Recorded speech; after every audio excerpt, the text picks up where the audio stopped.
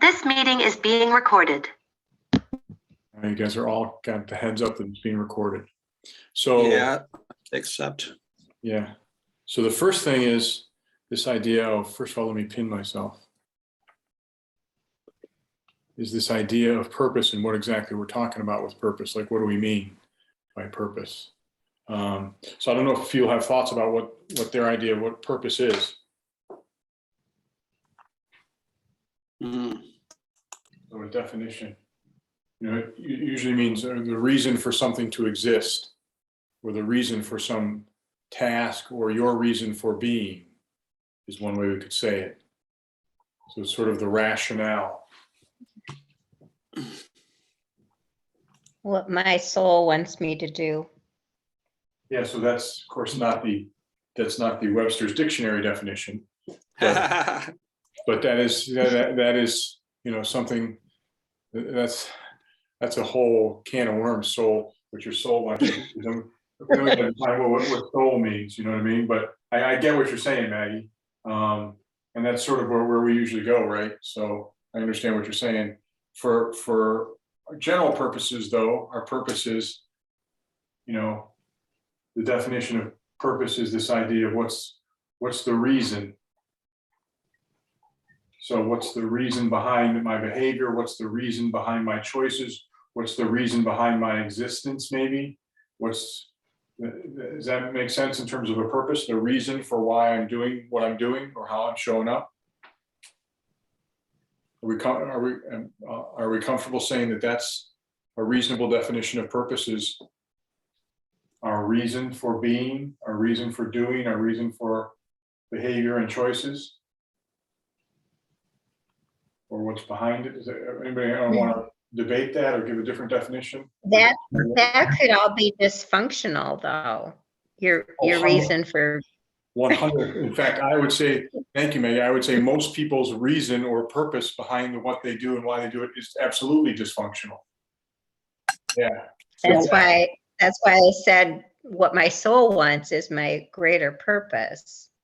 Yeah. What my soul wants me to do. What is your soul exactly? Yeah, that's the can of worms we go down, is what's your soul? Because some people could say their soul, even their soul would have dysfunctional purposes.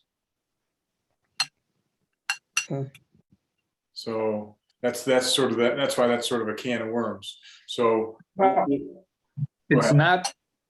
It's not a can of worms for Maggie, because that was her response, is what her soul wants.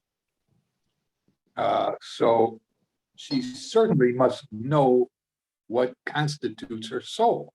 So Maggie, what is your soul? It's the greater part of myself that's connected to source and knows its connection, is how I feel, or So what I believe. That's what ACIM refers to as Holy Spirit. yeah, that connects you to your source. In Course in Miracles would say that's the Holy Spirit. Yeah. Which we call inner guide. Yeah. And Tony used to ask a question for people. Sometimes when he was working with a couple, he likes to tell a story about what is the purpose of your relationship. And usually that would stump people. And so, gee, I never really thought about having a purpose for my relationship. So let's just do that for a second. Let's talk about a relationship. And we're not necessarily talking about a significant other relationship. What if we just talked about any kind of relationship, whether it's significant other, SIGO, or parental, or friendship? What is the purpose of some of these? You guys give me a purpose for a relationship, like a significant other relationship. Companionship. To create children. Create Yeah, children. yeah, companionship. Yeah. So we could come up with a dozen reasons, a dozen purposes behind my relationship with SIGO. And for some people who are in a relationship, for one person, it might be having kids. For another, it might be companionship. So there would be some, issues that would get involved there if they have two different purposes behind it. What about purpose of a parent and a child? What's the purpose behind a parent and a child relationship from the parent's perspective? Raise them, to teach them. Love.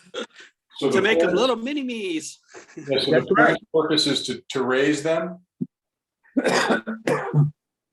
No, I think Neville is correct. Their purpose in having children is to replicate themselves. Yep. Okay, fair. And then what's the purpose? What purpose does a child have in their relationship with their mother or father? Not get in trouble. I don't know. I mean, maybe that's one level. Another level would be maybe they want to make their parents proud of them. Yeah. Maybe they want to do what they think is right in the eyes of their parent, which is similar to the proud piece, right? They want to seek love. The purpose behind my relationship with my parent is to get them to love me. So again, there's all kinds of different purposes. One of the points of this exercise is the idea that most people don't have a clear understanding of what the purpose is behind their relationships. So can we come up with one that would be based on what we teach, that would be common to all of these things and would be valuable and understandable? So what would be a common theme that would be a purpose behind my relationships? To grow or Yeah. become more aware. Yeah, I would say grow is one version. What exactly are you trying to grow, though? Well, for me, my relationship, it's helped me to grow my awareness, I guess. Become self-awareness. yeah. And you could. I mean, I've learned a lot from my relationship, I tell you. And we could eliminate the word grow and just say, I think a wonderful purpose for our relationships is self-awareness. Imagine if instead of parent and child, I was raising a child knowing that my purpose behind this whole exercise was for me to raise my self-awareness, and also knowing that could be the purpose for the child as well, or with my friends or my partner, my significant other. Imagine if your relationship with a significant other and you have the common purpose behind that of self-awareness. We both want to grow in our self-awareness. That's what we're in this relationship for. And that's the common theme. That's the common purpose behind why we're in a relationship, versus trying to get somebody to love me, trying to seek happiness through them, trying to get them to do things that I like. Some of those kind of purposes that come up. Does that make sense? So like manipulations. Yeah, I mean, I guess if you had a common purpose of loving one another, at least you'd be in a common purpose. But I just think that often that gets kind of messy in terms of, defining what love means. I guess we also could get messy with defining what self-awareness means. Yeah. That could be messy too. But I feel like if you can come up with a clear definition of what you want to do with self-awareness, which in our vernacular, so for what we teach, self-awareness means I'm identifying my false subconscious beliefs and I'm bringing them into conscious awareness. So if you guys had a common understanding of that in the relationship, that's what I'm doing, I'm in this relationship to identify my false beliefs so I can bring them into conscious awareness so that I can then release them. And if my partner has the same purpose in life, that would be, I think, really valuable in an interesting relationship. And this is all revolving around what? What's the reason behind the relationship? And so we talk about relationships with people, but we're also talking about relationships with events and things. So with a person, we don't have to, but one of the things we're talking about is the idea of coming to a common understanding of what our purpose is. And you can imagine if my wife's purpose is for me to make her happy and my purpose is self-awareness, it's probably going to create a fair amount of conflict. Okay, so it's valuable to have that discussion as a couple, whether it's a significant other couple, whether it's parental couple, some of those kind of things, to come to some sort of common understanding about this. But we have these other things, which are events and things that we can also have a reason or a purpose behind. In other words, why am I experiencing this event? Well, I'm using this event to get in touch with my false beliefs, to bring them to my conscious awareness so I can let them go. Why do I have these things in my life? I'm using these things. My purpose, my reason for having these things in my life is to make me consciously aware of these false beliefs so that I can release them. So you can have this sort of common theme that runs through my relationship with people, events, and things. Does that make sense or raise any questions for anybody?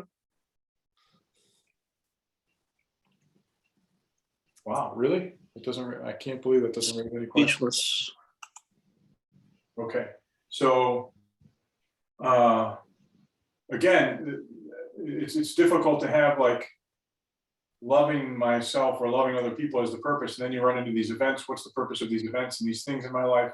But if we're using them all for conscious awareness, then then at least we have a common understanding of what that then becomes my purpose in life, right?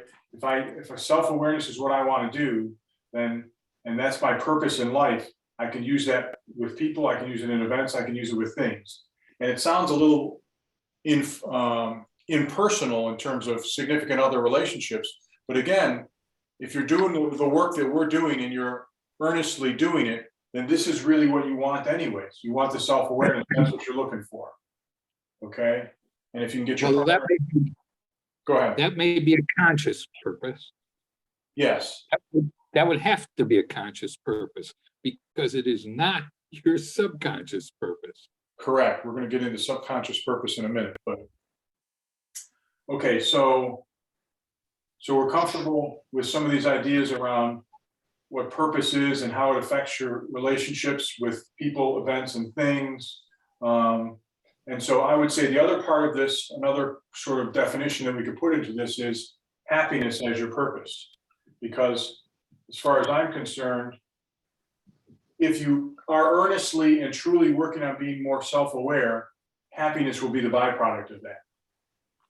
Greater happiness. In other words, to me, the more, based on what we teach, the more self-aware I become, the happier I become. So in Out of the Matrix, we talk about becoming inner-directed, and we talk about becoming inner-directed in part because I'm happier when I'm owning my responsibility for how I think, feel, and do.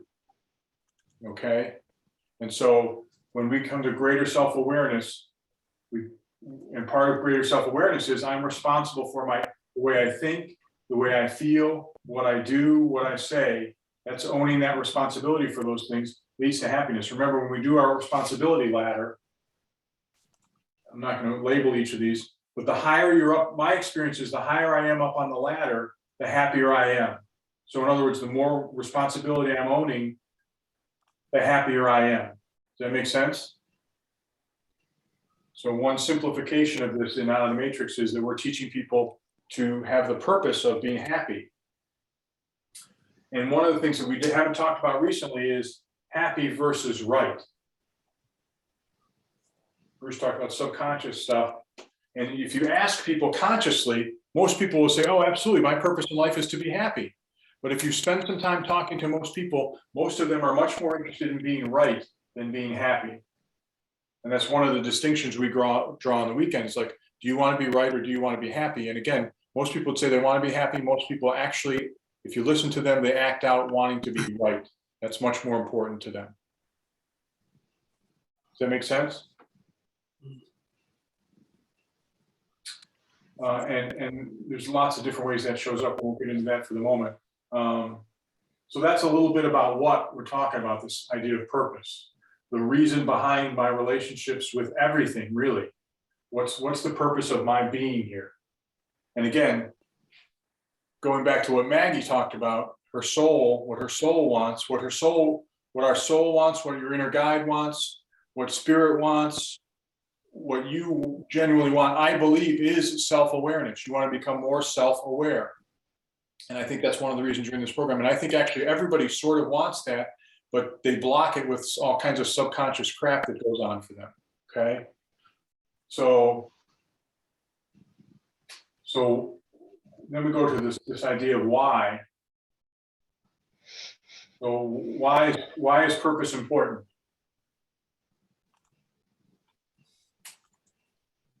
Any thoughts on that from anybody? Why is purpose important? Why is it important? We've kind of covered a little bit of it, but why is purpose important as a concept for you? Because I- purpose,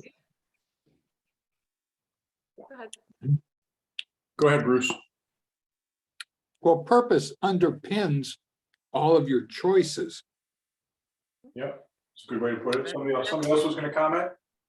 Yeah, it drives your actions. It's the motivation behind what you do. Yeah. Now, go ahead. Do or don't do. Yeah, your choices, right? Yep. It's the purpose that derives how you show up in the world. So, again, most people are not consciously aware. Well, most people don't make a conscious decision about what their purpose is in life. Like they might go out and try and make lots of money, and they might say that my purpose is someone might say, my purpose in life is to help the needy. And unconsciously, it might look like that. They're out there, they're working at homeless shelters, they're working at soup kitchens, they're doing all kinds of stuff like that. But really what they're looking for is approval of others. So remember our lady who we talk about with the 4 or 5 PhDs, she had a I'm stupid belief. And so consciously, she thought she was getting, I don't know what her conscious reason for getting the 5 PhDs was, but subconsciously it was I'm stupid. So just like someone who's working says their purpose in life, conscious purpose in life is to help the needy, when in reality, they feel like I'm disapproved of.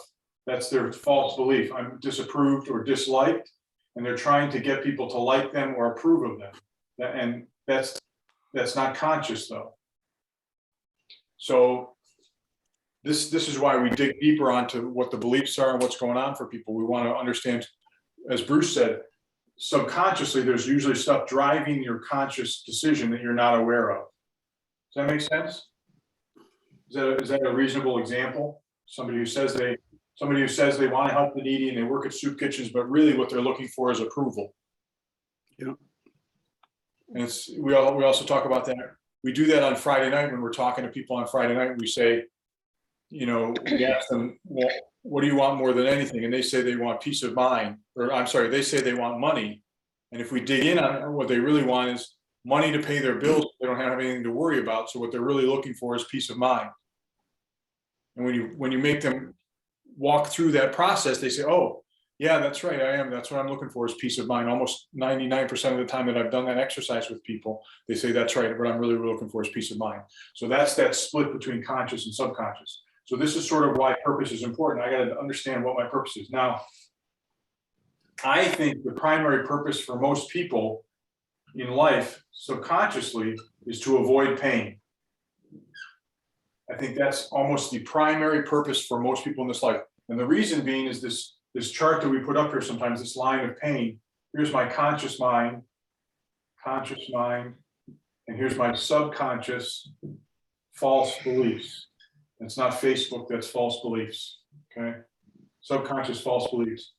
And the way we experience this is when my conscious mind gets close to these false beliefs, if we feel the pain and we're wired to avoid pain, so we back off from it. And I think most people are so afraid of these subconscious false beliefs. They're so uncomfortable, and they create such angst and upset inside of people that their purpose in life is to avoid experiencing this kind of stuff. So that's a lot of information. So thoughts or comments or questions about that before I go to the next step? I think that's absolutely true. That's why there's addiction. That's why, yeah, it drives everything for people. They don't Yeah. realize it. Right, They're not, a lot of people aren't willing to look at it and face it and try to change it. They think it's too hard to. Yeah. So, so give me some hows here about how do people do this? How do they avoid this stuff? In other words, I've got this subconscious, false belief, is incredibly painful. Give me some of the hows of how I would avoid that. So you talked about addiction is one. What else? Denial. Denial, which is always a part of addiction, but yeah. What else? Any extreme, anything. Yeah, I mean, how about the need to be right? Somebody can focus on their purpose in life is to be right. I want to be, I mean, and you know, in the Matrix, that sounds like a reasonable purpose. Like, I want to be right all the time. And wouldn't that be incredibly valuable if I was right all the time? And that's one of the ways you can avoid having to face this whole problem that's going on in your subconscious, is focusing on, I've got to be right. How about keeping busy? Yeah, I was just gonna say restlessness. Yeah. Let's see, entertaining people. I mean, we could go on and on, right? Entertaining people, we could pick anything. Anything that's done, Christine, I think, mentioned anything done in an extreme, but even things that aren't necessarily done in an extreme are used to avoid this, because again, most people don't even understand that this process is happening in their life. They don't understand, most people don't get that they have false beliefs and that they are driving their choices and their behavior, okay? And that their desire to avoid feeling that is their purpose in life. Most people have no idea that that process is happening at all. Okay, so that's why on the Matrix we present the information the way we do. On Friday night, we presented them the idea of inner and outer directed, which makes perfectly good, conscious, rational sense. I've yet to have anybody on the weekend listen to that and say, no, that absolutely isn't true. They might argue some details, but for the most part, most people agree with that idea. And then we go to these, we get people in touch with their false beliefs. Now that I've had some people almost run screaming from the room because they couldn't handle that idea. But I think this is what most people's unconscious purpose in life is, to avoid having to feel the pain that they have around these false beliefs. And this is just a very small list of the way people will do that to avoid those things. Okay. Questions, comments about that?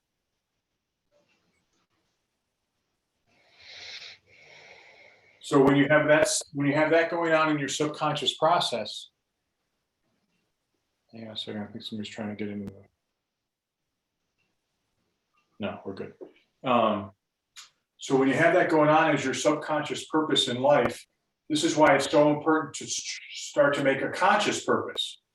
Okay, this is why it's important to define a conscious purpose. My conscious purpose is to be happy. Okay, we talked about that a little bit earlier, how you get to that that idea of happiness is my purpose in life. But that's not enough. You can't just say happiness is my purpose. Then you need a system like out of the Matrix to teach you exactly what we mean by happiness. And that means owning responsibility for what we do, how we show up, how we think, how we feel. And if you can own that responsibility, again, you'll get happier. And we give you a process and a system to do that, okay? Because it's not enough just to define that happiness is my purpose. Well, how do I get to that happiness? Again, we give you a pretty clear path on how we think you can get happier. And the feedback I get is that it works. My experience in my life is that works, okay? So having a conscious process to work helps you in that sense. And we sort of talked about the how already. And this is the how that comes up almost every week. It's almost all the same kind of idea. Again, conscious, subconscious, getting aware of the false beliefs, bringing them into conscious awareness, and then letting them go. And you can get that when I've got a false belief, FB, not Facebook, false belief, and it's a 9, I'm not good enough is the false belief, and it's a 9, that's pretty miserable. But if I can bring that number down, what I'll experience is a certain level of increased happiness. As the number goes down, happiness goes up. And that's my experience of it, okay? So then the next step in this process, so I also wanted to talk a little bit about how a different sort of a how people avoid this pain. How does a green or a thinker avoid the pain?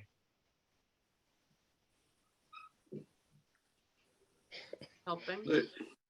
No. Oh, I forget the color, sorry. No, blue is the helper, right? Yeah, Yeah, green, green are the, green and the I tan. would Green think they, So how does a thinker avoid having to feel these emotions? They stay in their head. Yeah, they're hyper rational. yeah, Yeah, they'll think about it. Yeah, they think. Ad nauseum. Yeah, they think. And they also, they're one of the groups that most often will want to have to be right. That one of the purposes behind a thinker or a green often is this need to be right. That becomes sort of their purpose in life. And again, in the matrix, it makes sense. Like if I could be right all the time, you know, how good could I feel about myself? And what I found is it doesn't really work. Like being right is not a panacea for being happy by any stretch of any imagination. So it really doesn't work. So overthinking, needing to be right. All right, how about our blues, who are our helpers? You guys can read these words are big enough for you to see? It's okay. It's okay. The blues are helpers. How do they avoid feeling these emotions or having to deal with this false beliefs? When you're helping somebody else, you're not dealing with your own stuff. Yeah. Now, it's possible to help others while you're dealing with your own stuff, but my experience is that helpers often are helping others to avoid dealing with their own stuff. And this, you know, it's probably sort of a meme that psychiatrists or social workers or therapists, you know, have their own screwed up stuff that they're not looking at because they're working so hard on other people's stuff. So that's a whole thing. All right, and what about oranges or doers?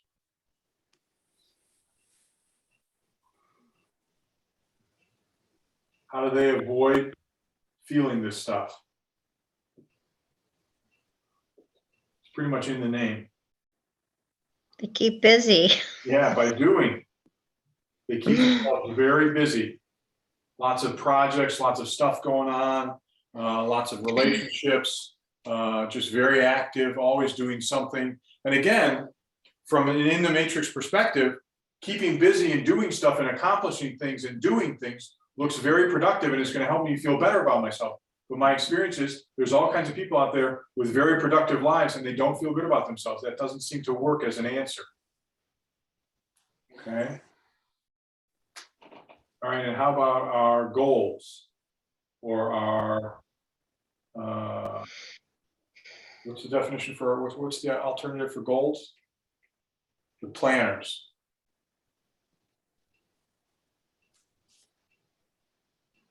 So they have an allegiance to what? To details and organization. So one of the ways that they avoid feeling stuff is by focusing on details, the plan, being organized. And again, from an in the matrix perspective, it's not such a bad thing. Like if I had everything planned out and everything organized and everything went the way I wanted it to go, then, you know, I'd be happy. But of course, people who are really detailed and really organized, my experience is that they can be incredibly miserable people.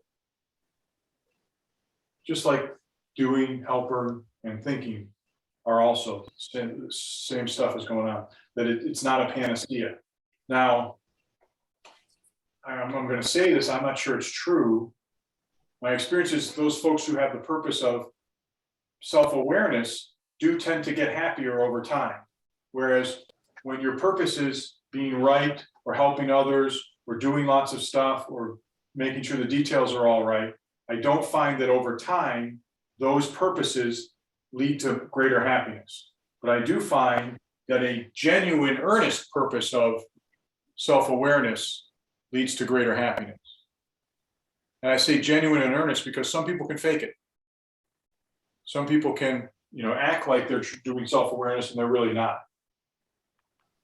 So how would someone who looks like they're doing self-awareness but isn't show up?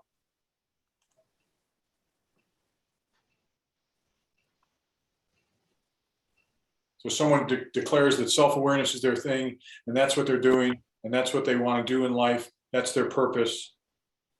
How would that show up if it's not genuine?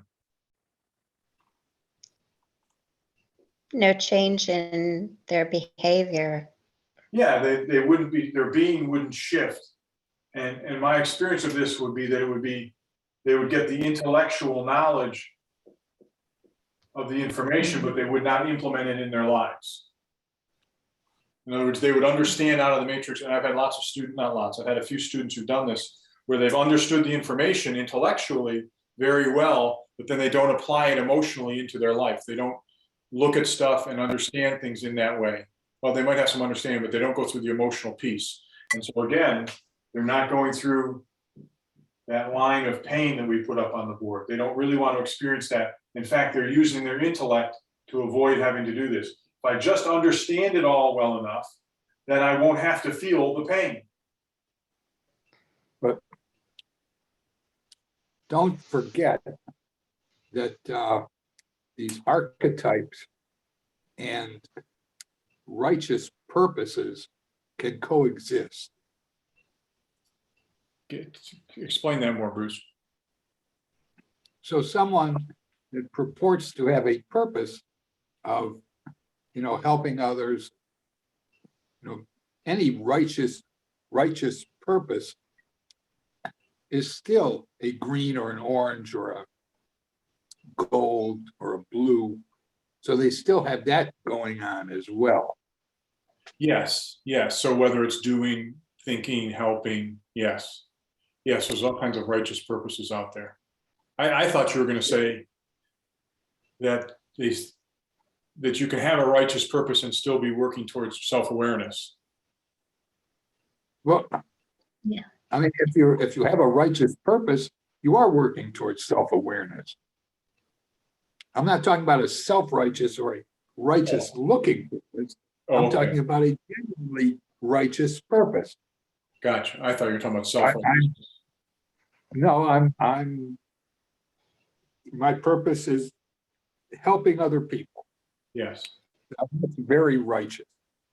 But that doesn't make me no longer blue or green or gold or Yeah, absolutely. orange.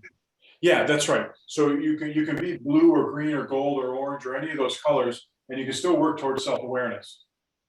And no matter what you're doing in life, remember we listed events, things, people. If my purpose is self-awareness, I can be orange. I can do lots of things and keep myself busy if I'm using that towards understanding myself better. I can help other people if I'm using that towards understanding myself better. I can be organized and detailed if I'm using that to help understand myself better, if that's my purpose. So yeah, you can absolutely still be all those colors and work that process of self-awareness. The one piece to that that's important that we also don't want to forget is that at some point, I think it's possible for someone to grow and become more self-aware without having to go through pain. But my experience is that the vast majority of people have to go through some level of pain around these beliefs to get through it and to get to the other side. Okay.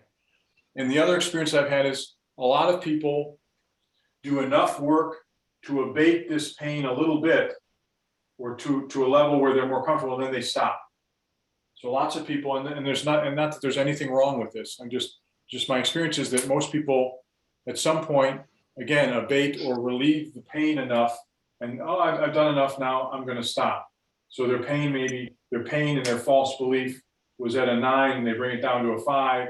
And there's such a sense of relief between going from a 9 to a 5 that, I'm good. Like, I don't need to do more. And I'm done with all that pain stuff. I don't want to do those pain things. But if this becomes your purpose in life, your true purpose in life, then you won't stop until, it's close to eliminated. And I feel like and that's where you sort of get nitpicky on yourself. In other words, life is much better. I'm still very happy, but I've still got things that, annoy me and bother me that I need to work on. And that's fine. There's nothing wrong with that. So questions, comments about any of that?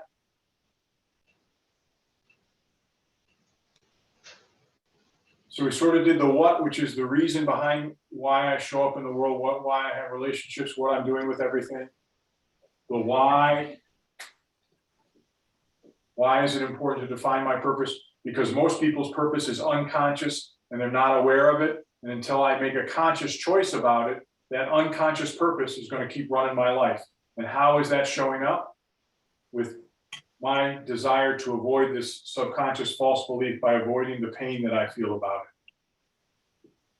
So the what is the reason, the why, it's important to come up with a conscious process, a conscious decision about what my purpose is. And so our conscious purpose that we talked about was self-awareness with a subtext of happiness. In other words, my purpose is to be happy, and I get that part of my happiness grows through my self-awareness. So I gotta have that, I gotta make that conscious choice that happiness is my purpose in life, or self-awareness. You could pick, and you don't have to do that. You could pick some other purpose if you want. That's fine. This is the one that makes sense based on what we're teaching. Okay, for me. Then we talked about the how. The how for these people who are living unconscious lives, the how is they have a purpose of avoiding the emotional pain they have around their false beliefs. That's their purpose in life, and that's how it shows up. The how for someone who's trying to be conscious, we've got the same what, now we're being conscious about it. And now how do we do that? We allow ourselves to feel the pain and understand what it's about and release it. Because the pain is about a false belief.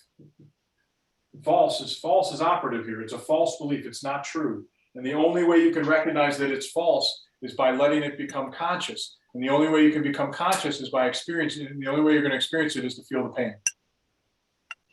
So I'm going to say that all again. I like that. The false is key here. It's a false belief.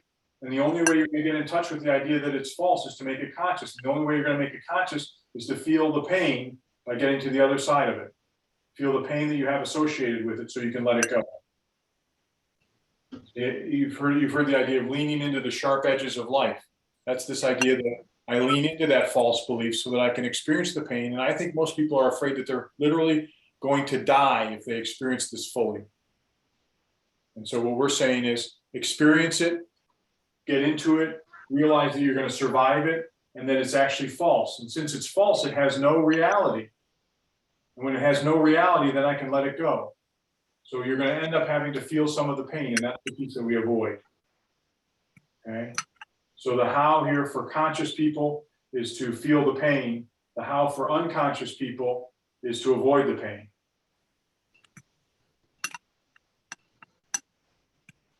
So questions, comments, concerns about any of that?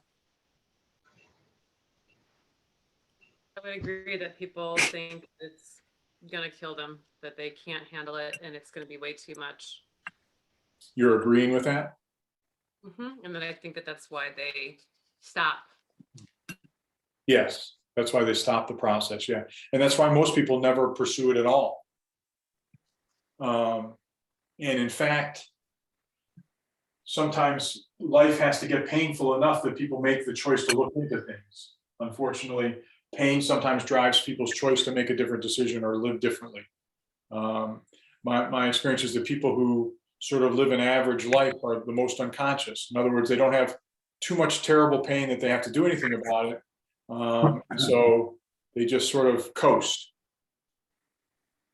So sometimes it's valuable to have a whole lot of pain because it drives us to make different choices and different understandings about ourselves. Yeah. Is that a yeah, Bruce? Yes, it was. Okay. I'm sorry, I thought I was muted. Yeah, no problem, no problem. Yeah. So is that an illusion then too? If they seem like they're just kind of chill, you know, nothing really bothers them. They're just like, and they are convincing themselves that, you know, I don't got no problems. Life is pretty chill. I try to go with the flow. Yeah, I mean, I don't want to lump everybody into the same category. So I'm going to say, I'm sure there's some people out there who come into this life with a certain amount of self-awareness and they are just happy people. So I'm sure those people just exist and that's fine. But most people fall into that category, Christine, where, you know, life is just kind of okay. And so I just kind of coast. and I don't necessarily need to look at anything because nothing is too particularly painful or difficult. And I think that's where a lot of sort of, this is incredibly stereotypical, it's sort of like middle-class white people in America. Like, they've got enough going, they got enough money, they got shelter, they got food, everything's okay enough that they don't take the time to examine what's really going on for them. So yes, I would say that's sort of what's going on for people, for the vast majority of people. And so I want to say this, and I don't know if this is true, that unless someone is earnestly working a process of self-awareness, that I think some of that happiness is a coasting. I think you have to have the purpose of self-awareness. And if what I really truly believe about us as human beings and spiritual beings is true, then I think the only true happiness that can occur is by you revealing the truth about yourself. In other words, out of the Matrix, we say that you're a limitless being. And I think unless you're working to reveal that limitless reality, then you can't be too very happy. Again, I'm not sure that's true. I'm not sure I've ever said that before, but unless your purpose is self-awareness, and this is the self that we're really talking about. Okay, we're talking about self-awareness, and we think about that on a daily basis as I'm living a human life. But in reality, if you take what we teach out of the Matrix, we're saying you're a limitless being.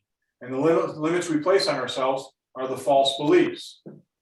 Those are the limits we place on ourselves. So as we eliminate those, as we let go of those false beliefs, of those limits, the limitless reality will come to the surface.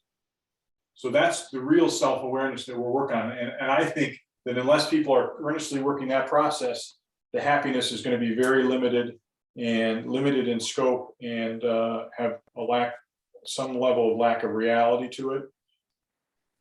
But the other piece about this that we don't talk about in Out of the Matrix is reincarnation and going from one life to the next. And so if my vibration is pretty high in this life, I'm going to bring that vibration into this next life. So there's certainly some people who come into this life with a level of self-awareness already. So that's possible as well. And then I would imagine they would have a certain level of happiness based on that. So again, questions, comments about any of that?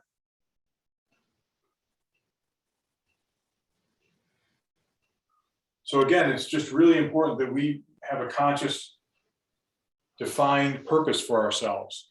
And we don't talk a lot about that in the weekend because we have so much other material to get into, but that probably is a good thing to put into Out of the Matrix too, is this idea of defining your purpose in life, because it's so important going forward. All right, anybody have any last minute thoughts? I have a chat in here. Oh, Christine had to go. Have a lovely evening. Thank you, Christine.